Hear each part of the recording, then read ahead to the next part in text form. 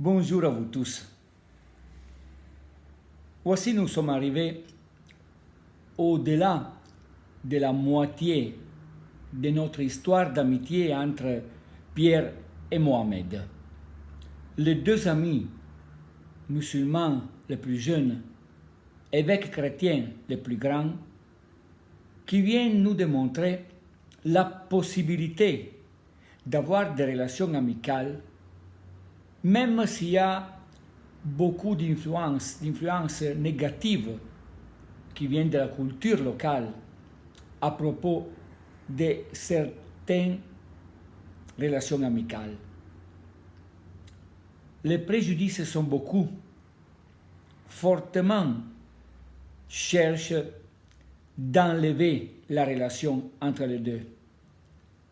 Surtout, vu que maintenant le chauffeur de l'évêque Pierre, c'est le jeune musulman croyant, donc qui ne peut pas rester avec quelqu'un qui va prier dans d'autres manières et peut-être notre Dieu. Mais la relation entre les deux est si forte que maintenant, envers la fin de leur histoire, de leur narration, tout vient plus clair aussi pour nous. Voilà la partie de Pierre. Depuis le début du drame algérien, on m'a souvent demandé « Que faites-vous là-bas? Pourquoi restez-vous? Secouez la poussière de vos sandales, rentrez chez vous. » Chez vous. Où sommes-nous chez nous? Nous sommes là-bas à cause d'un Messie crucifié, à cause de rien d'autre et de personne d'autre. Nous n'avons aucun intérêt à sauver, aucune influence à maintenir. Nous n'avons aucun pouvoir. Mais nous sommes là comme au chevet d'un ami, d'un frère malade en silence, en lui serrant les mains, en lui épongeant le front. À cause de Jésus, parce que c'est lui qui souffre là, dans cette violence qui n'épargne personne. N'est-il pas essentiel pour les chrétiens d'être présents dans les lieux de souffrance, dans les lieux de déréliction, d'abandon? Car il s'agit bien d'amour ici. D'amour d'abord et d'amour seul. Une passion dont Jésus nous a donné le goût et tracé le chemin. Il n'y a pas de plus grand amour que de donner sa vie pour ceux qu'on aime. Et Mohamed, le jeune musulman, va suivre. Je n'ai jamais été aussi triste, je crois, que le jour de la mort de Moïse. C'était encore un morceau de mon pays qui s'en allait avec des priants. Après leur enlèvement, j'espérais que personne n'oserait aller jusqu'à les tuer. Mais le jour où on a appris leur mort, il y a 2 mois, j'ai vraiment senti quelque chose se casser. J'ai repensé aux sœurs, au curé, à Pierre. Allaient-ils mourir tous? Allaient-ils mourir tous? Pierre, lui, n'a jamais été aussi actif que depuis l'enlèvement de Moïse. Comme s'il avait le devoir de parler plus fort, plus vite. Il sait bien qu'il va mourir. Il sait qu'il va mourir. Cela ne le rend pas malheureux. Même si, quand il monte dans la voiture, je vois bien son angoisse rouler comme une bulle entre ses omoplates. C'est une drôle angoisse qui ne le rend pas triste ni sérieux. Il a toujours l'œil qui pétille et un sourire qui vous fait sourire en retour. Il continue à saluer tout le monde comme avant, à donner du temps à tous ceux qui lui parlent. Ce qui a changé, c'est qu'il est encore plus là qu'avant, présent dans chacune de ses rencontres. On dirait que chaque poignée de main échangée a la force, la densité d'un adieu. Il a peur, bien sûr, mais il sait ce qu'il fait. Il sait qu'il va mourir. Et moi aussi, je sais bien que je suis menacé comme lui à l'accompagner partout où il va. Il m'a dit la semaine dernière que c'était trop dangereux, qu'il fallait que je rentre chez moi. Cette fois, c'était mon tour de rire. Il m'a regardé un peu perdu. Je lui ai dit que je comprenais le danger, mais qu'il n'était pas question de l'abandonner. Et qu'il ne fallait plus jamais qu'on parle de ça. Il a fait son choix. Et le voilà conduit, sans l'avoir voulu, au seuil de la mort. Moi aussi, mon choix est fait, sans amertume et sans joie. Dieu sait bien que je ne vais pas mourir, que je ne vais pas faire de peine à ma mère qui a déjà tant pleuré, qu'il n'y a pas de joie à mourir quand on a 21 ans. Si tu peux, mon Dieu, nous maintenir en vie malgré tout, loué sois-tu éternellement.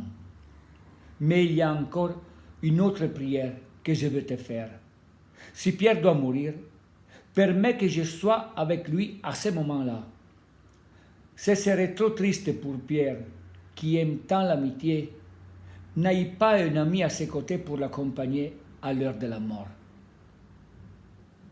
Voilà les deux parties de deux grandes histoires d'amitié entre les deux. Et maintenant qu'envers la fin de l'histoire, tout peut devenir plus clair même pour nous, voilà que nous voyons dans les deux histoires que nous avons écoutées aujourd'hui, il y a quelque chose de vraiment fort. Parce que les deux séries de phrases prononcées par les deux ne sont que des paroles d'amour. C'est totalement amour.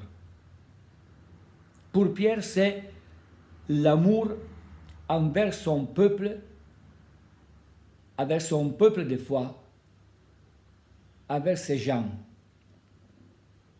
Pour Mohamed, c'est par contre l'amour envers Pierre, l'amour pour une autre personne. C'est toujours amour, de quoi les deux parlent. Mais surtout et avant tout, c'est bien clair maintenant la différence pour tous les deux entre la renonciation et le sacrifice. Tous les deux sont là prêts à renoncer à quelque chose d'important et c'est la vie.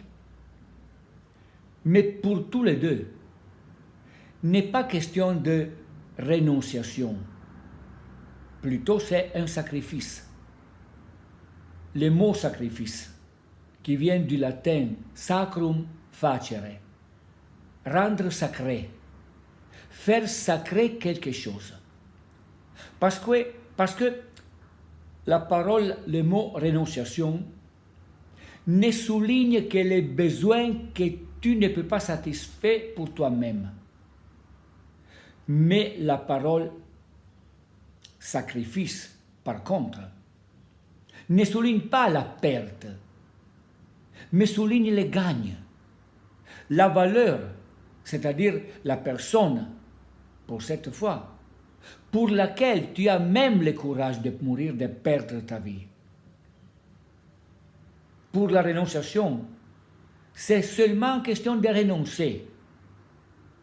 Pour le sacrifice, c'est important la raison pour laquelle tu vas renoncer. Et la raison d'amour pour laquelle tu sens que tu dois faire des renonciations est bien plus forte et importante de la renonciation même. Et voilà un peu pour nous, pour nos réflexions, dans nos vies. Est-ce que nous faisons plus de renonciations, soit plus de sacrifices? Parce que si on va faire que des renonciations, on peut comprendre la tristesse, la désolation, la dépression, parce qu'il y a seulement des choses qui nous manquent. Mais si on parle de sacrifice, on ne regarde pas la perte, mais on garde dans le cœur la raison d'amour et de valeur pour laquelle on a perdu quelque chose. Mais tout ce qu'on a perdu, c'est plus gagné à travers la valeur pour laquelle la renonciation a été faite. Si c'est des réflexions importantes, je suis avec vous pour faire la même réflexion pour nos vies. À bientôt. Ciao.